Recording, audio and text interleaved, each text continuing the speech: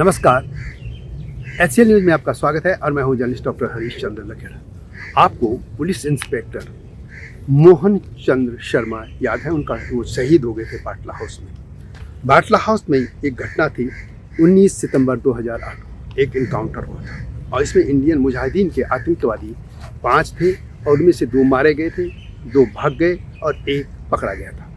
और उसमें से एक को जो नेपाल से 10 साल बाद पकड़ा गया, उसको अभी पहले निचली अदालत में उसको फांसी की सज़ा दी और दिल्ली हाई कोर्ट ने उसको आजीवन कारावास में बदल दिया। यानी उसकी सज़ा साफ हो गई है, उसको सज़ा मिली है। इसका मतलब ये जो घटना हुई थी, वो इनकाउंटर जो था आतंकियों का, वो फर्जी नहीं था। लेकिन भारत में ऐसा लोकतंत्र है कि इसके कुछ नेता लगातार कहते रहे हैं कि ये फर्जी इनकाउंटर था। और इसमें कई नाम हैं। इसमें एक तो दिल्ली के मुख्यमंत्री अरविंद केजरीवाल जी हैं। इसके अलावा कांग्रेस पार्टी के पूर्व मुख्यमंत्री दिग्विजय सिंह, पूर्व विदेश मंत्री, कानून मंत्री सलमान खुर्शीद, इसके अलावा ममता बनर्जी जो मुख्यमंत्री हैं इसमें पश्चिम बंगाल की, इसके अलावा मुख्यमंत्री अखिलेश यादव, इसके अलावा प्रशांत भूषण और इसके अलावा CPM। ये तमाम जो पार्टियां थी, इन लोगों ने, ये नेताओं ने ये बयान दिए थे कि ये इनकाउंटर फर्जी है। अब ये बताइए, और इसके अलावा एक और है, वो जो उत्तर प्रदेश का एक आजम खान है, जिसने भारत माता को कहने की बजाय कहा था कि इसको डायन कहूँ। इन नेताओं ने जो बात कही थी, अब ये साबित हो गया कि फर्जी नहीं था, क्योंकि तभी NHRC यानी जो राष्ट्रीय मानवाधिकार आयोग है, उसने भी कह दिया था इनकाउंटर फेक नहीं है। तत्कालीन गृह मंत्री जो P चिदम्बरम थे, उन्होंने भी कहा था इनकाउंटर फर्जी नहीं है। लेकिन ये नेता लगातार यही कहते रहे। क्या इनको माफ़ी नहीं मांगनी चाहिए? इसी मुद्दे पर मैं बात करूंगा, लेकिन तब तक आपसे अनुरोध है कि इस चैनल को सब्सक्राइब अवश्य कर दीजिए। 19 सितंबर 2008, आपको याद होगा, दिल्ली के जो जामिया इलाका है, वहाँ पे एक बाटला हाउस है, वहाँ पर एक इनकाउंटर हुआ था। और उस इनकाउंटर में आतंकवादियों का ने जो उल्टी गोलियां चलाई थी, उसमें पुलिस के इंस्पेक्टर शहीद हो गए थे। और इस इनकाउंटर में 2 आतंकी मारे गए थे, 2 भाग गए थे और 1 पकड़ा गया था। और उसका जो एक मुख्य ये जो था किरदार, आरिस खान, वो बाद में 10 साल बाद नेपाल से पकड़ा गया था। और अब इसको पहले निचली अदालत ने मृत्युदंड का फैसला सुनाया और अब हाईकोर्ट ने उसको बदल कर उसको आजीवन कारावास में डाल दिया।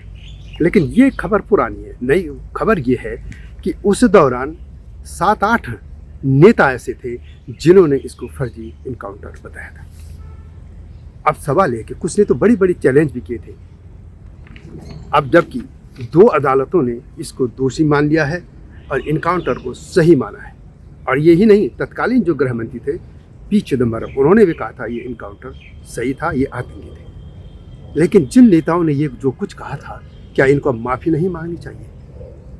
इस क्रम में पहले नाम लेते हम दिग्विजय सिंह। दिग्विजय सिंह कांग्रेस के ही नेता हैं। वो पूर्व मुख्यमंत्री रहे हैं मध्य प्रदेश के, यानी वो जानते कि सरकार कैसे चलती है। लेकिन इसके बावजूद ये नेता लगातार कहता रहा कि ये फर्जी इनकाउंटर है। और इसी क्रम में कांग्रेस के दूसरे नेता थे सलमान खुर्शीद विदेश मंत्री भी रह चुके हैं, कानून मंत्री भी थे उन दिनों वो। और उन्होंने आजमगढ़ की एक रैली में कहा था कि वो उनको इनोसेंट छात्र बताते थे। सलमान खुर्शीद ने कहा कि जब सोनिया गांधी, यानी कांग्रेस की जो सुप्रीम नेता हैं, तत्कालीन अध्यक्ष भी थी, और ये भी कह सकते कि UPA जो उसके सरकार इंडायरेक्टली वही जो चला रही थी, उनका ये कहना था सलमान खुर्शीद का कि जब उन्होंने चित्र देखे उन बच्चों के, इनोसेंट बच्चों के, तो वो रोने लग गई थी। हालांकि बाद में जब क्रिटिसाइज हुआ, कई बातें कांग्रेस के लोगों ने उसको मुद्दे को उठाया, उन्होंने कहा कि नहीं, वो भावुक हो गई थी। लेकिन उनका ये पहले सवाल था कि सोनिया गांधी रोई थी। क्या वास्तव में सोनिया गांधी रोई थी? हालांकि सोनिया गांधी या कांग्रेस की तरफ से कोई बयान नहीं आया था। और तीसरे नेता है दिल्ली के मुख्यमंत्री अरविंद केजरीवाल ने काफ़ी समय बाद, जब वो यहाँ पे चुनाव प्रक्रिया में आ गई थी, यानी उनकी पॉलिटिकल पार्टी बन गई थी, वो मुख्यमंत्री बन गए थे, उन्होंने ऐलान किया, एक लेटर लिखा था उन्होंने जामिया इलाके के लोगों के लिए, और उन्होंने भाव अपील की थी कि वगैरह वगैरह कुछ लिखा था। लेकिन उन्होंने कहा था कि ये बाटला हाउस जो है वो फर्जी इनकाउंटर था। 3 नेता हो गए। अब चौथी एक है, वो है ममता बनर्जी, और जो थी वो भी इसी बाटला हाउस इलाके में कोई चुनाव प्रचार कर रही थी, क्योंकि इन छोटे मोटे जो इलेक्शन होते हैं दिल्ली में, उनकी पार्टी भी चुनाव लड़ती रहती है। उन्होंने तक ये चैलेंज किया था कि यदि ये फर्जी इनकाउंटर साबित न हुआ तो वे राजनीति से संन्यास ले लेंगी।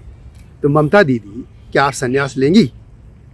3 बार मैं आपसे पूछूंगा, क्या ममता दीदी, अब तो 2 अदालतों ने कह दिया ये फेक इनकाउंटर नहीं था, ये जायज़ सही था, क्या आप संन्यास लेंगे?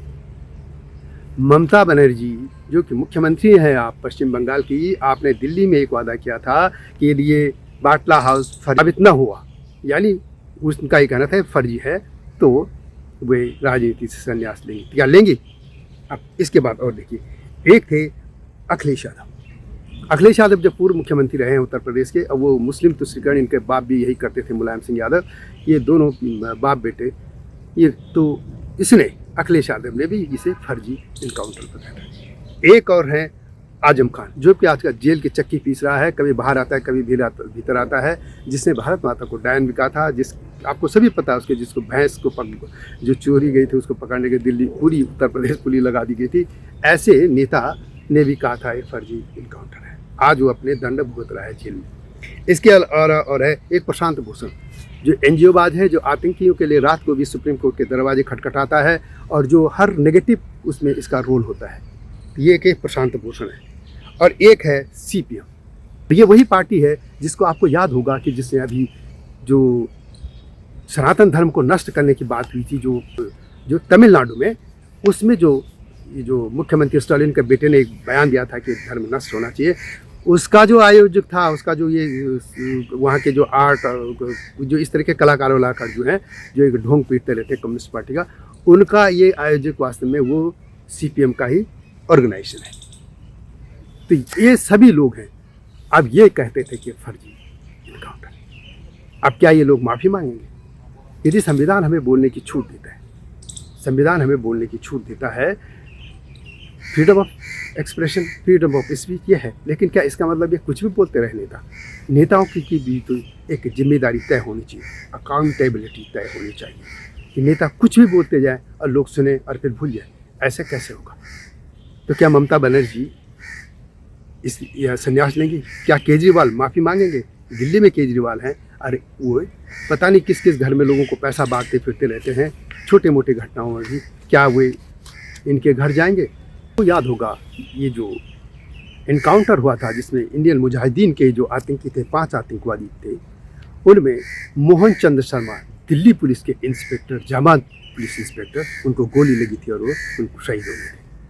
आपको ताजुब होगा कि उनकी 20 साल की सर्विस में 7 बार उनको राष्ट्रपति पुरस्कार मिला था।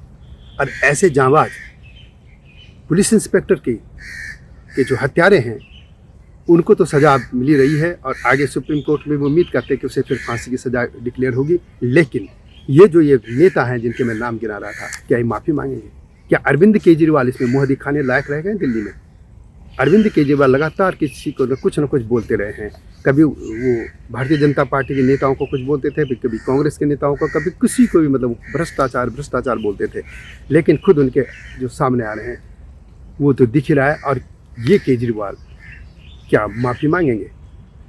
ये देखने की बात होगी, क्योंकि दिल्ली में ये घटना हुई थी। ये दिल्ली के नागरिक हैं, मोहन चंद्र शर्मा, और मूलतः वे उत्तराखंड के थे, लेकिन दिल्ली में ही पले बढ़े, यहीं के रहने वाले थे। और यहाँ के मुख्यमंत्री अब केजरीवाल हैं। और केजरीवाल यदि इसको फर्जी ये जो इनकाउंटर कहता है, तो केजरीवाल को अब माफ़ी मांगनी ही होगी।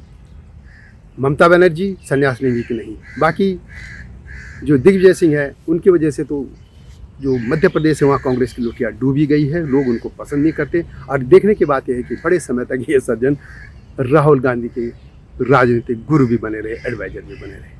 हालांकि बाद में उनको भी हाशिए पर फेंक दिया गया और मध्य प्रदेश में अब उनको कोई पूछता नहीं है। यहाँ तक कि चुनाव जो सभाएं होती हैं या रैलियाँ, उनको कहता है कि उनको मत बुलाओ, नहीं तो वहाँ पार्टी हार जाएगी। तो खैर ये इनका इशू है। लेकिन सवाल ये है कि क्या ये जो तमाम नेता हैं, क्या ये माफ़ी मांगेंगे? सीपीएम भी माफ़ी मांगेंगी? यही मेरा कहना है।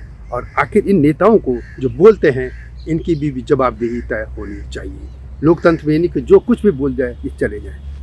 तो यह वीडियो कैसी लगी कमेंट में अवश्य लिखें। और इन नेताओं पर दबाव बनाया जाना चाहिए, कोई इस तरह के फालतू बयान कभी नहीं है। वीडियो को शेयर भी कीजिए, लाइक भी कीजिए और चैनल को सब्सक्राइब करना न भूलना। जल्दी नए मुद्दे के साथ आपके सामने आऊँगा, तब तक नमस्कार। हिमालय पे पेड़ हो तो गीत गाएंगी नदियाँ, गीत गाएंगी नदियाँ। पेड़ों पे चिड़िया है तो गीत गाएंगी नदियाँ। पेड़ों पे चिड़िया है तो गीत गाएंगी नदियाँ। माँ की लोरी जैसे होते हैं नदियों के गीत।